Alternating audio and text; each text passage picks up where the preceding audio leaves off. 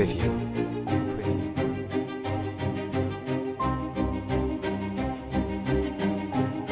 La polizia locale di Monfalcone e la sindaca Anna Maria Cisinti si sono trovati davanti a una situazione di completa illegalità questa mattina quando sono entrati nel condominio di via Cosulic di proprietà comunale ma gestito dall'Ater, occupato da abusivi italiani. Uno stabile di un certo valore architettonico ristrutturato solo nella parte della facciata. All'interno tutto fuori norme e a rischio per gli occupanti. Fini scoperti, tonaci scrostati, riscaldamento affidato solo a studenti. La corrente del resto la pagava la collettività perché gli abusivi si erano collegati all'illuminazione pubblica. 2 dei 4 appartamenti erano vuoti al momento dello sgombero, gli altri 2 alloggiavano persone sole. In un caso una donna di Trieste, poi si faranno carico i servizi sociali del capoluogo regionale, in un altro caso il signor Gilberto Mattei, un falconese, noto per le sue lotte per il diritto alla casa. La sua intenzione è di lasciare l'appartamento nei prossimi giorni perché gli è stata annunciata una nuova sistemazione, ma le promesse che ho avuto in questi giorni non hanno ancora avuto concretezza.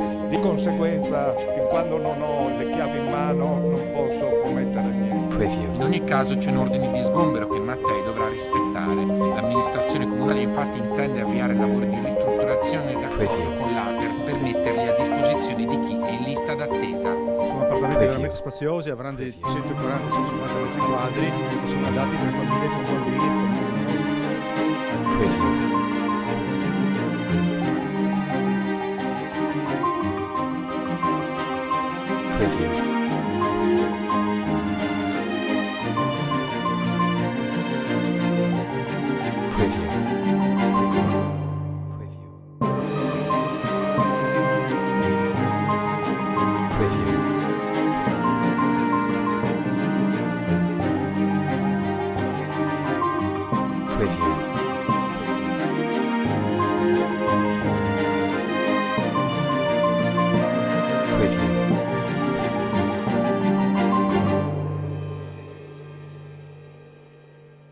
Preview.